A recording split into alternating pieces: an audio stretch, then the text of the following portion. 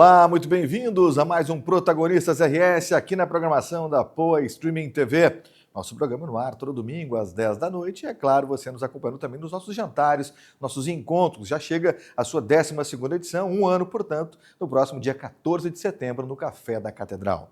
Hoje não estamos aqui no nosso estúdio, no Shopping Total, mas estamos aqui no Palácio Piratini. O meu convidado de hoje é o governador reeleito, o único governador reeleito da história do Rio Grande do Sul, Eduardo Leite, o nosso convidado do Protagonistas RS. Ele que já esteve conosco já no início do nosso projeto, no início do nosso programa, mas pela primeira vez entrevistado aqui na nossa atração. Que está no ar para a Sicredi. Você sabe, né? O Sicredi Origens RS sempre com soluções para você que é empresário PJ. Já procurou a sua agência? Procure a sua agência Sicredi. É sempre ter com quem contar. Home 7200, na Ipiranga, 7200 e também com o seu ambiente lá na Casa Cor 2026. Grupo Ouro e Prata, com mais de dezenas de novos destinos sendo colocados à sua disposição, inclusive no litoral norte aqui do estado do Rio Grande do Sul. Grupo Ouro e Prata, Catsul e também Viopex conosco na nossa programação. Muito obrigado também ao restaurante Asiana, ali na Dinarte Ribeiro, na Casa Prado. Você sabe, né? O melhor restaurante asiático do Brasil, o nosso Asiana. Blueville, quem não gosta daquele arroz arbóreo da Blueville? Blueville Alimentos conosco de Camaquã para o mundo. Procure os produtos Blueville e acompanhe também o Metido a Chefe lá no Instagram, @Blueville Alimentos. Kia Sun Motors, na Ipiranga 8113, com o melhor pós-venda da América. Kia Sun Motors. Agradecendo também ao Café do Iberê, parceiro do Café da Catedral. Ambos são administrados pela nossa querida Letícia Ruff, recebendo inclusive o nosso encontro número 12 do Protagonista RS no mês de setembro. A Academia Treinar, na Mariante 438, tudo comandado pelo professor Luciano Giacomo, com a melhor academia do estado do Rio Grande do Sul. Academia Treinar, são 23 anos de Academia Treinar. Também sempre agradecendo a primeira churrascaria do estado do Rio Grande do Sul. Aliás, a primeira churrascaria do Brasil. Eu falo da Santo Antônio, com a família Aita também presente na Expo Inter, com um espaço muito bacana, além da tradicional aqui na Coronel Timóteo, em Porto Alegre. Coa Coffee, ali no Bourbon Country, no Food Hall você tem o Coa Coffee, como também tem o Tartone Restaurante, ali no Bourbon Country, tudo comandado pela chefe Maria Fernanda Tartone, o melhor da culinária italiana, que, aliás, La Cucina della Serra Gaúcha está no nosso Boulevard Laçador, com o grupo Di Paolo, lá com o meu querido Paulo Jeremia, Di Paolo conosco na nossa programação. É um espaço maravilhoso, inclusive agora com a Paulo Jeremia, lá na Serra Gaúcha, vinícola e também cucina para você curtir e conhecer. Muito obrigado também ao Hotel Araçá em Capão da Canoa, a minha casa em Capão, aberto o ano inteiro para você. Eu falo do Hotel Araçá, com super promoções para os feriadões e também com o Café Colonial, que já chega à sua 13ª edição neste mês de setembro. Hotel Araçá em Capão da Canoa. É o lugar mais perfeito para você descansar com a sua família no litoral norte aqui do estado do Rio Grande do Sul. Coco Bambu, o melhor restaurante do Brasil, no Shopping Iguatemi, também em Canoas. Coco Bambu, Adega Pampulinha, antes restaurante, agora adega ali no local tradicional, na Benjamin Constant. Gestra Contabilidade, Ambientalize, Laste Consultoria, Tamo Junto Baitinga e também, é claro, a Via Condote, que me veste aí desde 2005. Um rápido intervalo e, na sequência, direto aqui do Palácio Piratini, nós teremos o bate-papo com o Protagonistas RS desta semana, o primeiro e único governador reeleito da história do Rio Grande do Sul, Eduardo Leite. Rápido intervalo e já voltamos.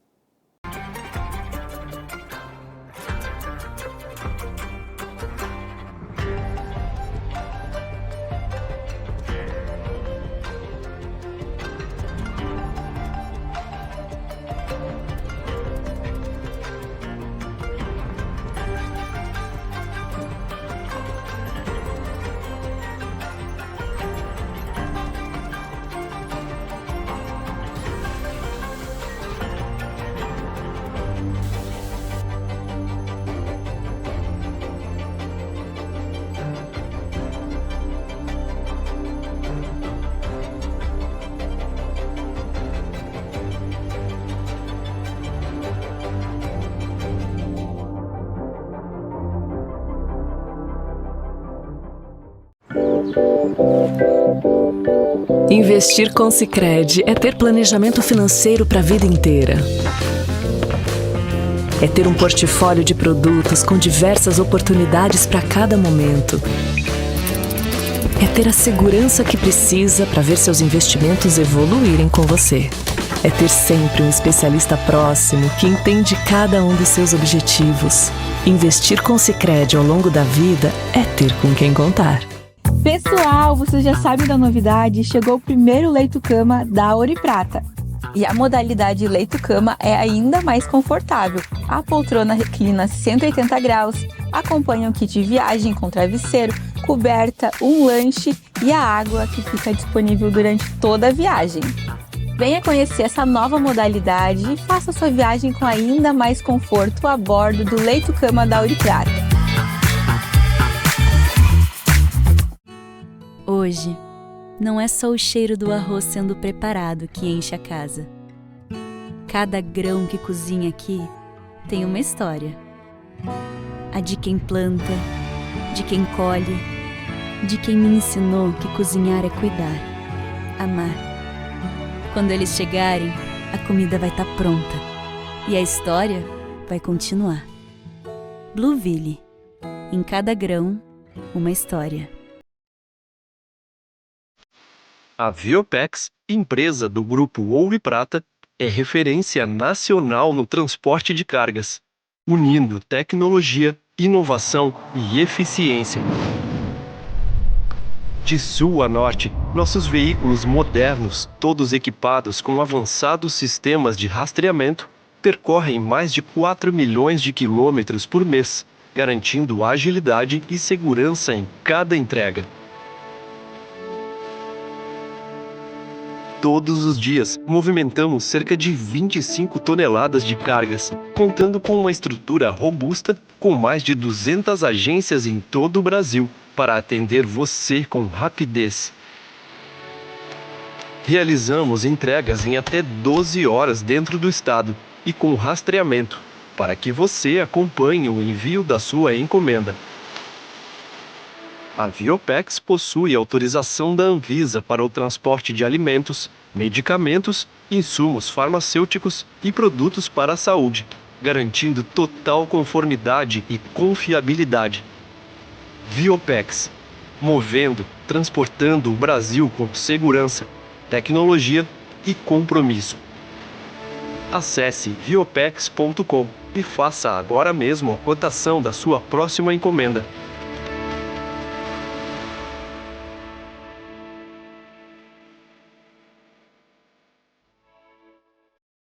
De volta com o nosso Protagonistas RS, hoje fora do nosso estúdio, mas um lugar muito especial, conforme anunciei há pouco, direto aqui do Palácio Piratini, recebendo o Protagonistas RS desta semana, Eduardo Leite, governador do estado do Rio Grande do Sul, único reeleito da nossa história. Governador, obrigado pela presença. Aliás, o senhor que está me recebendo aqui, eu que agradeço por estar nos recebendo. Seja muito bem-vindo, governador. Eu que agradeço, prazer poder participar contigo aqui, Fabiano, e com todos que nos acompanham. Muito legal recebê-lo e já conversamos algumas vezes, né, governador, tanto lá na Rádio Guaíba quanto no próprio Protagonista RS. O senhor sempre esteve conosco devido à ausência em função dos inúmeros compromissos, o senhor sempre participou conosco, não deixou de estar conosco.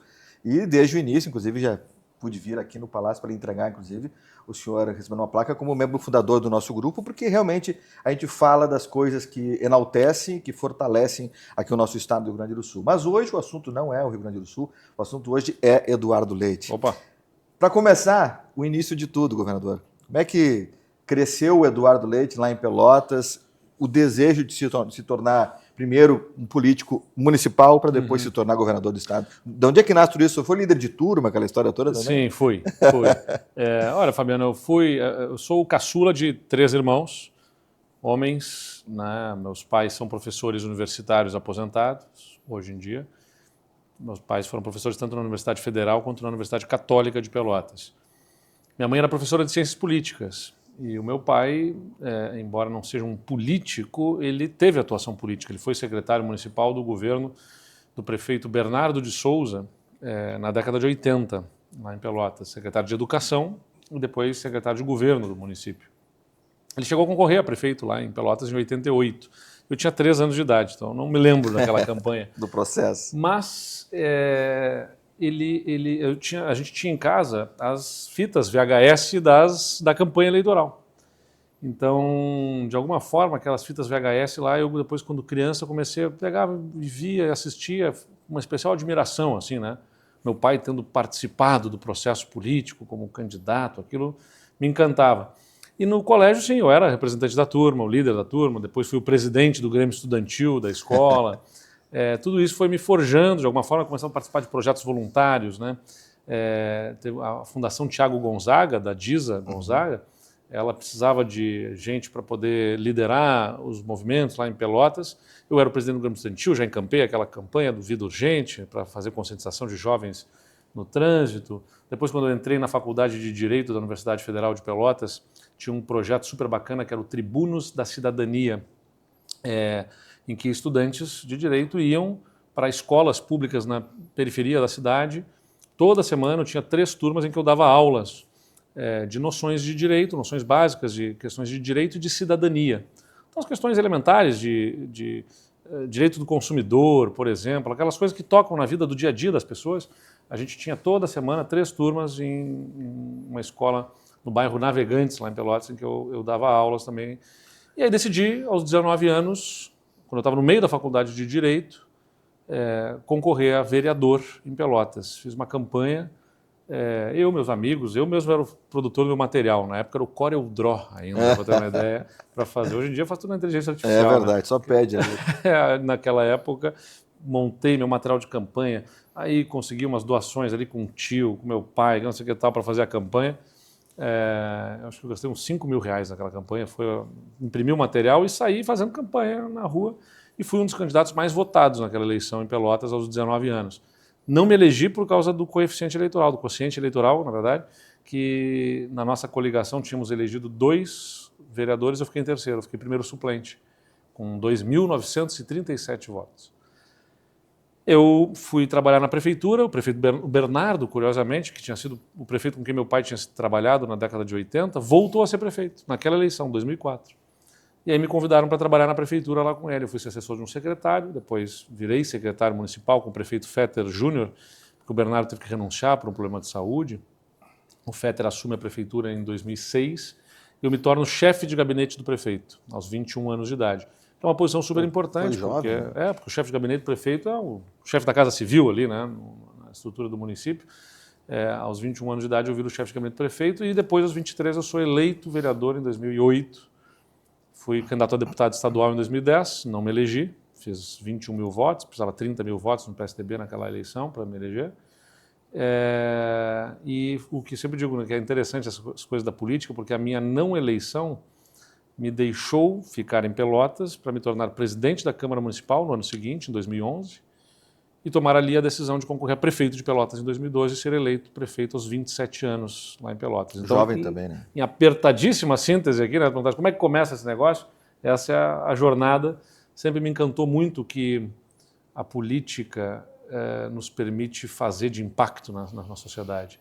Eu tinha a ilusão, quando eu era criança, de que assim, puxa, eu sou um cara bem intencionado, honesto, quero fazer as coisas certas, enfim, não tem por que alguém ser contra mim, né? Quero entrar na política e fazer as coisas certas. Depois você descobre que não interessa se, né, a questão da boa intenção ou não.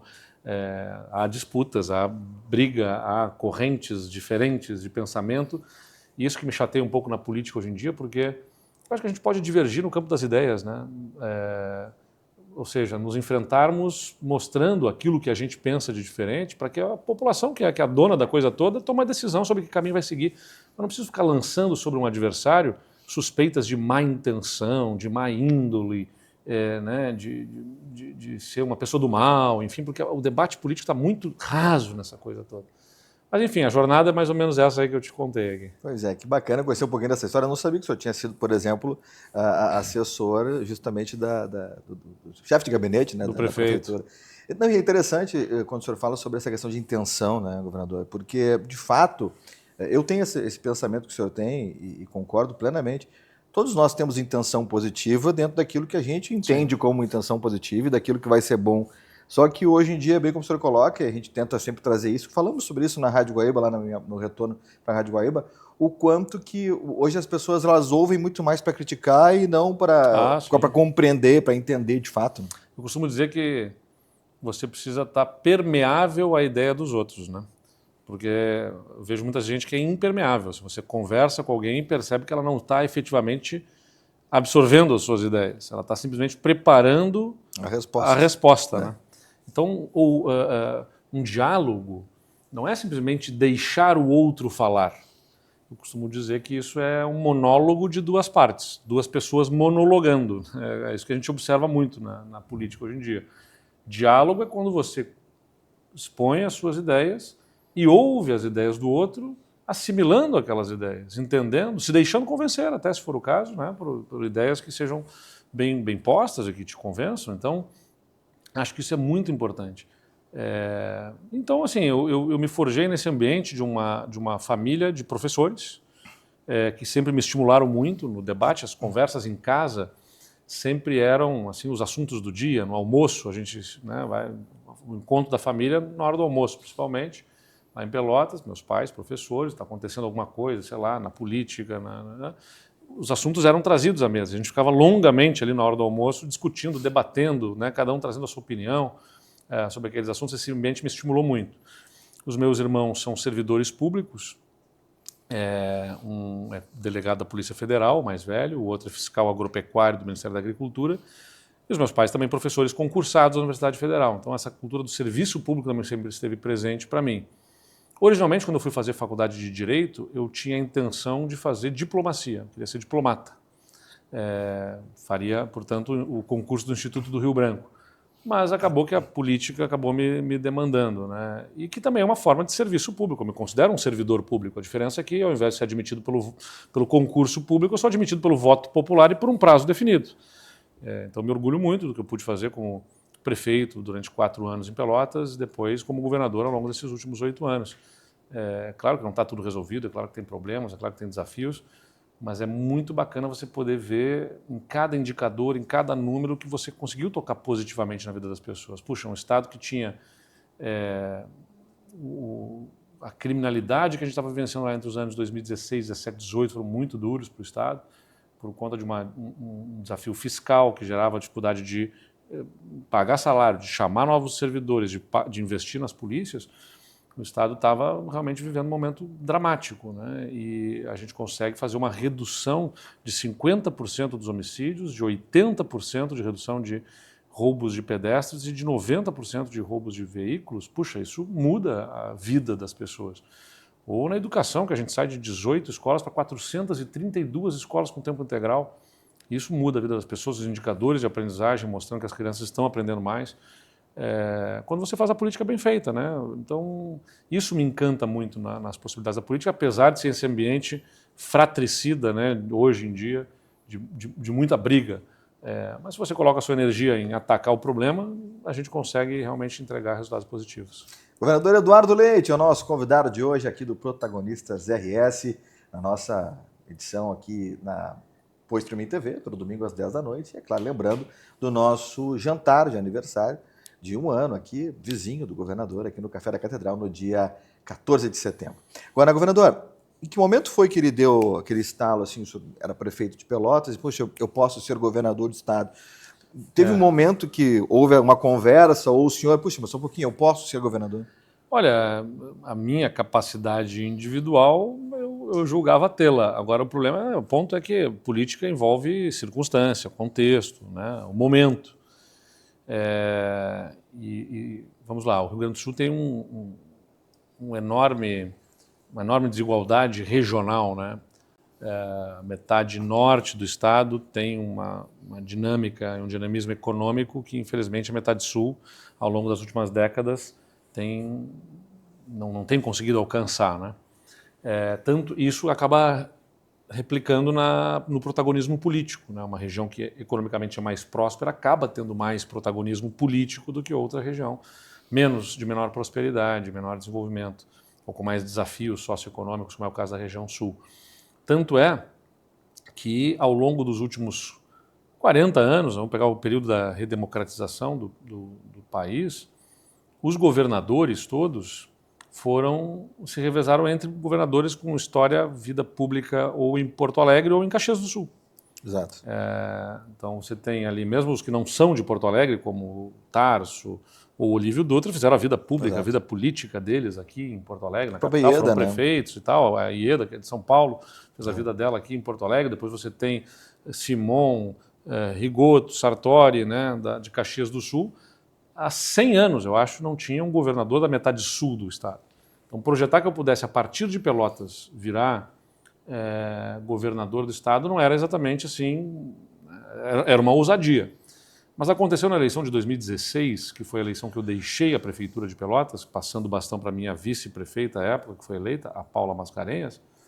Ela foi eleita nas 5 maiores cidades do estado, e as que têm segundo turno, nenhuma dessas cidades elegeu o prefeito, conseguiu eleger o sucessor. Todos não eram candidatos, ou porque não podiam, ou porque decidiram não concorrer, como foi o meu caso. Em Pelotas, todos tinham os seus candidatos naquela eleição, e nenhum dos meus colegas prefeitos à época conseguiu eleger o sucessor, a não ser eu em Pelotas, né, com a eleição da Paula. E em Porto Alegre ganhou o Marquesan como prefeito de Porto Alegre, capital, pelo PSDB, ganhou o Pozobon em Santa Maria, a prefeitura de Santa Maria, né, ganhou Viamão, o Bonato pelo PSDB, a Fátima Daut, que era a prefeita de Novo Hamburgo, eleita, também era do PSDB na época, foi eleita naquele momento. Então, das 10 maiores cidades do estado, o PSDB passou a governar 5, inclusive a capital, e a única cidade que tinha tido entre as grandes cidades eleição com continuidade do mandato e que saía o prefeito com alta aprovação era Pelotas, com a minha saída do governo. E isso criou o ambiente. Então, isso criou um ambiente de que o meu nome passou a ser considerado como um nome para a eleição E eu me lembro, de governador, 2018. E eu me lembro muito, assim, como jornalista, de comentar sobre o êxito de Pelotas em vários aspectos. Sim. E talvez por isso o senhor já tinha o seu nome sendo falado em todo o estado, enfim, no jornalismo de forma geral, e levando isso para as pessoas. E tinha um ambiente propício à renovação também, né? Porque, vamos lá, em 2018, a gente tinha tido ali 2013, as manifestações de junho de 2013, aquelas da tarifa do ônibus. 2014 foi a reeleição da Dilma, depois veio o impeachment da Dilma. Tinha um ambiente político que, de alguma forma, as pessoas clamavam ali por uma renovação. Então, o ambiente político favoreceu essa ascensão. E eu me sinto vocacionado por executivo. Eu gosto de cargos executivos, né? Respeito muito a importância e a relevância do legislativo, mas o meu perfil, a minha vontade, onde me sinto mais vocacionado, é justamente no executivo. Então, quando se criou esse ambiente, comecei a ser provocado sobre isso, eu tinha saído da prefeitura, eu fui morar em Nova York, estudando na Universidade de Columbia, lá em Nova York. Quando voltei, comecei a fazer um mestrado em São Paulo, na Fundação Getúlio Vargas, em Gestão e Políticas Públicas. E continuava, mesmo depois daquele tempo, essa coisa do o Eduardo é um nome para concorrer a governador, começaram a me provocar sobre aquilo. Eu tive 2 conversas para tomar essa decisão. 2 conversas com possíveis nomes que eram cogitados. Eu diria depois outras conversas também que eu tive dentro do próprio partido, mas na eleição anterior o PSDB tinha apoiado a ex-senadora Ana Amélia Lemos como candidata. Havia rumores que ela poderia concorrer novamente. Eu falei para ela, senadora, se a senhora deseja concorrer, acho que a senhora é um bom nome, eu não vou me atirar numa eleição para concorrer contigo. E ela disse que não pretendia concorrer. E também conversei com o Aode Cunha, que é um grande conselheiro, um bom amigo, que se tornou a partir dali, especialmente um amigo, onde nos aproximamos, porque havia empresários, uma parte de mobilização da sociedade civil que entendia que era o caso de buscar um gestor privado para aquele momento de crise no Estado. E o Aode era, inclusive, um nome lembrado para isso. Aí tive uma boa conversa com ele, ele disse que ele não se sentia, assim, naquele momento, vocacionado para entrar na política, pelo menos. E aí conversei muito com ele e eu tomei a decisão. Quer saber? Então eu vou me atirar nessa empreitada. Muito curioso, porque quando eu conversei com as lideranças em Pelotas, né, que era a minha cidade, eu tinha deixado de ser prefeito lá, enfim, lideranças empresariais, diziam para mim justamente o seguinte: não, mas Eduardo, não faz sentido tu concorrer a governador, tens que ir para deputado federal, a região sul não tem deputado federal há muito tempo, não consegue eleger, é a nossa chance contigo de eleger um deputado federal. E eu falava para eles, mas gente, tem chance essa eleição de governador, né? A gente está vendo uma eleição muito aberta. O Estado nunca reelegeu um governador. Parece politicamente difícil que seja a reeleição justamente do governador, que era o governador Sartori, num ambiente de atraso de salários, de muita dificuldade. O PT está muito fragilizado, né? O Lula estava preso naquele momento, então tinha um ambiente político que parecia interessante para poder viabilizar uma eleição. Quando eles se convenceram de que o ambiente era favorável para uma eleição de governador, aquele mesmo grupo de empresários olhou para mim e disse, tá bem, tu pode até te eleger, mas de que adianta para nós ter um governador do Estado? Eles diziam assim, porque a lógica toda era, o governo está tão fragilizado que é melhor para nós ter um deputado mandando emenda do que buscar ter um governador da região. E eu tive que convencê-los também de, não, mas peraí, gente, o Estado, a região não é uma ilha, se o Estado estiver quebrado, a gente não resolver o Estado, não tem como a gente buscar. Fortalece. Né? Então ali foi se criando esse ambiente todo, eu tomei a decisão de ser candidato e as coisas aconteceram, né, como a gente torcia para acontecer. Que legal, um pouquinho ouvir desses bastidores, né, um pouco da história do governador Eduardo Leite conosco hoje aqui no Protagonista RS. Governador, o senhor ainda pretende se tornar um candidato à presidência da República e ser presidente? Porque em 2 ocasiões o senhor almejou, uma o senhor acabou não indo e se reelegendo governador do estado, o primeiro e único governador reeleito aqui no Rio Grande do Sul. Neste ano houve até uma possibilidade bastante grande, por fim não, mas esse é um desejo ainda que o senhor tem, se tornar presidente da República, e por quê? Um desejo mas como eu disse, eu entendo que política é circunstância, é o momento. E às vezes a circunstância acontece, eu digo sempre... Você tem um exemplo de pessoas que tiveram uma trajetória política para ser presidente. Eu pego o caso do Serra, né? O José Serra foi líder estudantil, presidente da UNE, aí foi deputado constituinte, deputado federal, senador, ministro do Planejamento, ministro da Saúde, foi prefeito de São Paulo, governador de São Paulo, concorreu 2 vezes, ou seja, fez uma trajetória toda para ser presidente da República e não foi. Dilma Rousseff não concorreu a absolutamente nada, nem a síndico, nem a vereadora, sei lá. E se torna presidente da República porque o momento político, com o presidente Lula, que tinha alta taxa de aprovação naquele momento, indicou e elegeu uma pessoa que não tinha concorrido a absolutamente nenhum outro cargo até naquele momento na sua vida. Então, política exige, especialmente a presidência da República, muito a circunstância, o momento, né, que decide isso. Eu sou plenamente consciente disso. Se houver na minha trajetória novamente essa oportunidade, eu vou me apresentar de novo, sem dúvida nenhuma. Agora tenho consciência de que não depende apenas da minha vontade. Isso envolve circunstância, momento, vontade de mais partes, e conforme você vai avançando nessa jornada da vida pública, a sua vontade mais se choca com outras vontades, né? Então, se você quer ser prefeito da sua cidade, bom, você está num ambiente, né, mais... um chão mais conhecido, com menos conflitos, talvez. Para governador já é um pouco mais complexo. Para presidente da República são muitas. É perceptível assim, nessa última decisão sobre a candidatura do partido, quanto que tantos outros interesses ou percepções diferentes, né, acabaram determinando a escolha do partido. Está tudo bem, eu sei que a política assim, não guardo nenhuma mágoa em relação a isso. A gente sabe bem o terreno que a gente está se movimentando. O tabuleiro tem várias peças se movimentando junto com as nossas, né?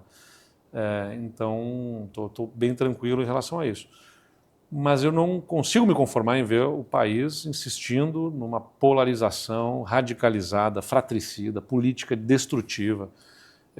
O que eu vejo no Brasil hoje é um projeto político de país errado, liderado pela esquerda e pelo presidente Lula, um projeto velho, defasado, que compromete as contas públicas, que sustenta, portanto, níveis de juros elevados, que vão trazer problemas, vão anabolizando a economia aqui e ali para compensar essa questão dos juros altos, mas não se sustenta longamente no tempo. O governo vai ter que promover ajustes logo ali na frente e não vai ter capacidade política, assim, que o presidente, se for reeleito, para fazer isso, e outro que entrar no lugar, se for, né, da principal oposição, que é da família Bolsonaro, também não consigo conseguir encaminhar reformas como o país precisa. Então eu vejo um projeto errado dessa esquerda, né, no país, porque está completamente defasado, e quando eu insisto, quando eu vejo um projeto errado, não estou dizendo que são do mal, querem o mal, eu acho até que o presidente é bem intencionado, e deseja verdadeiramente atender pessoas de mais baixa renda, mas ao fazer do jeito que faz, não percebe o buraco enorme que está cavando ali na frente, onde o país será jogado, gerando empobrecimento da população. eu divirjo dele no caminho para buscar a prosperidade para essa população. Mas, de outro lado, na direita mais radical que se opõe ao presidente Lula, liderado pela família Bolsonaro, é a total ausência de projeto. Então, tem um projeto errado de um lado, de outro lado não tem projeto. O projeto do outro lado, do outro campo, é simplesmente destruir o adversário. Mas são incapazes de dizer o que colocar no lugar, de que forma fazer, além de demonstrar pouca empatia, né, assim, para respeitar pessoas que pensam diferentes e criar um ambiente político mais saudável no país. Então é urgente para mim que a gente consiga construir uma alternativa no Brasil. E se couber a mim liderar um projeto político, eu me sinto pronto em condições. Mas agora temos eleições com outros nomes postos e naturalmente meu partido tem um candidato, que é o governador Caiado, e torço e trabalharei por ele. Assim que o ambiente político é muito difícil, mas que lá na frente a gente possa construir alguma alternativa para o país, eu continuarei trabalhando por isso. Governador Eduardo Leite, o nosso protagonista RS desta semana aqui na nossa programação. Governador, eu sou contra e me dá até uma certa raiva homenagens póstumas. As pessoas não vão ver o quanto que elas são importantes, o quanto elas inspiram, o quanto elas... Tem pessoas que são gratas a elas por diversas situações. E nós temos um quadro aqui no nosso protagonista RS que é justamente mostrar o contrário disso que eu estou dizendo, que é as pessoas saberem o quanto elas são inspiradoras. Uma coisa é o Fabiano estar apresentando e falando que os convidados são inspiradores e são protagonistas. Outra coisa são as pessoas que verdadeiramente conhecem essas pessoas, o quanto elas realmente são protagonistas, o quanto elas inspiram e fortalecem. E nós vamos, o pessoal vai ver em casa na TV, o senhor vai ver agora aqui na nossa tela, algumas pessoas que fizeram questão de falar com o senhor, falar com o senhor aqui no nosso protagonista RS. Alô, governador Eduardo, um abraço aqui de Pelotas, da tua terra, das pessoas que te seguem há muito tempo, te acompanham a tua trajetória, que nos dá tanto orgulho. Pelotas tem muito orgulho desse filho que levou tanta transformação para o Rio Grande do Sul. Pode ter certeza que a gente te acompanha, está ao teu lado para o que der e vier, e sabemos que Pelotas marcou lugar na história do Rio Grande do Sul através de ti, das tuas ações, do teu afeto e da tua competência e compromisso público. Um beijo, querido. Olá, meu amigo Eduardo Leite. Desde 2018 iniciamos essa caminhada juntos. Eu agora, novamente aqui no governo, nesse momento de conclusão desse segundo mandato. Eu quero aproveitar esse momento para dividir com todas as pessoas que estão nos assistindo a tua liderança, a tua competência. Dificilmente nós teremos uma pessoa tão presente que nem tu foste ao longo desses 8 anos. Um grande abraço, meu amigo.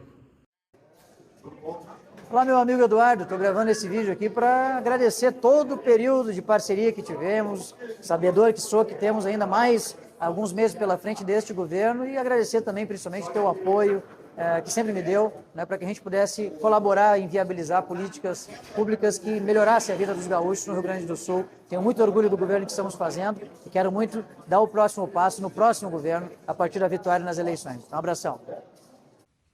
Oi, filho! Estamos te vendo aqui e aí resolvemos gravar esta mensagem para mandar um abraço virtual. Te amamos muito, um beijo enorme. Um beijo, filho. Tudo de bom. Meus pais resistem muito sempre a fazer gravação de vídeo, assim, na verdade. Vocês conseguiram arrancar alguma coisa deles lá. Que legal. Mas são pessoas bacana. que são importantes na sua vida e que a gente fez questão de trazer, governador. Eu tive o privilégio ali, né, de contar com bons parceiros na jornada, né? A Paula foi uma grande parceira e continua sendo, mas como minha vice-prefeita, depois o Ranolfo aqui também, como meu vice-governador. Pessoas muito, muito leais, compartilham valores, né, semelhantes. E claro, como eu falei aqui, meus pais também são grandes referências para mim, um carinho enorme por eles. Essa ideia de fazer a homenagem em vida me lembra de um samba que dizia, né, sei que amanhã quando eu morrer, os meus amigos vão dizer que eu tinha um bom coração, alguns até um de chorar e vão querer me homenagear fazendo de ouro um violão, dizia assim. Mas depois que o tempo passar, sei que ninguém vai se lembrar que eu fui embora. Por isso é que eu penso assim, se alguém quiser fazer por mim, que faça agora, né? Um samba muito bonito, que chama atenção para isso, né? As pessoas serem homenageadas. Eu não faço o que eu faço esperando homenagens e reconhecimento. Porque eu sei que as pessoas vivem a vida delas, os políticos são muito autocentrados, acham que as coisas vão girar em torno deles e que vai haver reconhecimento e tal. Eu faço o que faço aqui, como fiz como prefeito, como faço como governador, com a certeza e com a confiança de que estou fazendo algo que vai tocar positivamente na vida das pessoas para que eu fique feliz por ter feito isso. Não porque as pessoas fiquem reconhecendo ou lembrando ou homenageando ou qualquer coisa no futuro. Porque eu sei que as pessoas estão vivendo a vida delas, tem que botar comida na mesa, tem que criar seus filhos, tem que ir do trabalho, querem crescer na vida. O importante é que as coisas funcionem melhor para elas, né? E não simplesmente ficar esperando que o governo de plantão resolva, né, os seus problemas. Que legal. Uma homenagem, então, para o governador Eduardo Leite, aqui na nossa programação, esse que é um quadro tradicional. Não é algo que é inédito, governador, mas a gente procura sempre fazer isso justamente porque as pessoas precisam saber o quanto que elas inspiram, o que elas fazem a diferença na vida das pessoas, independentemente da questão política. Eu sempre falo, independente de qualquer coisa, quando se fala da política atual, o governador Eduardo Leite é o único que foi reeleito governador do estado. Então, ele fez muita coisa. E, óbvio, o senhor mesmo já disse em outros momentos, não vai resolver tudo porque é impossível. Assim como o prefeito Sebastião Melo também disse isso aqui em Porto Alegre, mas doou-se ao Estado, doou a sua vida para tentar uma vida melhor para o gaúcho. E tivemos, Fabiano, se me permite só claro, agregar, por favor. Um desafio adicional. Aliás, vários desafios adicionais. Nós começamos um vários, governo né? com a crise fiscal. Essa a gente sabia que estava lá, sabia do problema das contas, mas ela por si só já era uma enorme crise a ser superada. Depois vem a pandemia, essa ninguém sabia, né? Essa ninguém sabia que não estava no script, no plano de governo, não estava nas projeções, nas previsões, uma crise sanitária como aquela. Depois nós tivemos estiagens severas que nos afetaram a produtividade e principalmente as enchentes, né? Então foram anos desafiadores e eu me orgulho muito de que mesmo diante dos desafios enormes que a gente teve, a gente consegue entregar um estado melhor do que o que a gente recebeu. Então não é simplesmente que a gente lidou com os desafios para contornar os desafios. Foi num ambiente desafiador fazer o Estado avançar como ele avançou. E eu insisto, pode pegar qualquer indicador. Da educação, onde as crianças estão aprendendo mais, isso é o IDEB que está dizendo. Da saúde, onde as filas estão caindo, ainda tem desafios, mas as filas estão caindo por espera por consultas, exames, enfim.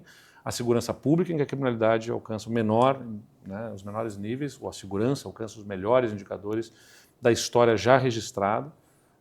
As obras de infraestrutura, onde for. O Estado tem hoje, né, avanços importantes, mesmo num ambiente cheio de desafios que a gente teve ao longo desses anos. Que bacana, é bom saber disso e a gente tem compartilhado isso com telespectadores, ouvintes, que é necessário que essa comunicação chegue à população. Governador, o que é ser um protagonista? Uma definição simples, eu não sei se eu sei dar, mas eu acho que é justamente você se propor a liderar processos e buscar inspirar também outras pessoas, né? Liderar pelo exemplo, acho que é a principal característica que deva ser buscada assim, para quem protagoniza. Não assiste, não ser mero espectador, embora eu vi uma frase agora nesses últimos dias que as redes sociais fazem todo mundo querer estar no palco, né?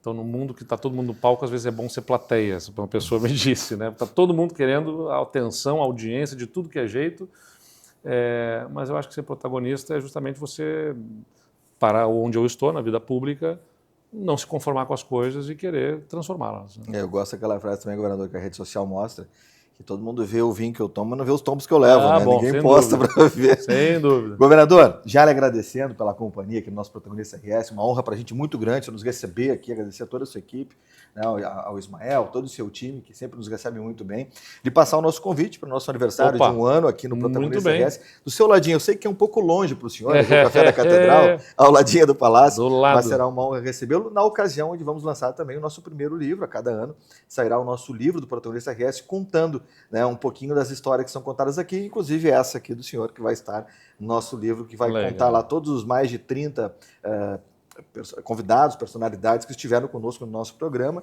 eternizando assim também para a história o nosso projeto. Obrigado, governador, pela visita. Estarei lá para abraçá-los aí também. Então. Um grande abraço, governador. Obrigado e parabéns pela história. Muito obrigado. Protagonistas RS, hoje direto aqui do Palácio Piratini. Muito obrigado a toda a nossa equipe técnica, ao Eduardo Azevedo, ao nosso Tavson Esteves, Ricardo Pantalhão, hoje acompanhado do Felipe também, a equipe completa e, é claro, da nossa diretora executiva, Vanessa Marchand, que está conosco aqui no Palácio Piratini, assim como, repito, a equipe aqui do Governo do Estado, liderada pelo Carlos Ismael e todo o time. Obrigado a todos pelo carinho da audiência. Nosso próximo encontro no próximo domingo, inédito, às 10 da noite, aqui na Poa Streaming TV, em todo mundo via internet e também nos canais fechados, no canal 160 da Sol TV, canal 15 da RBTV na Serra Gaúcha, aplicativos próprios e também, é claro, no nosso YouTube, além do site poastreaming.com.br. Obrigado a todos pelo carinho da audiência. Fiquem com Deus, cuidem-se e até uma próxima. Tchau!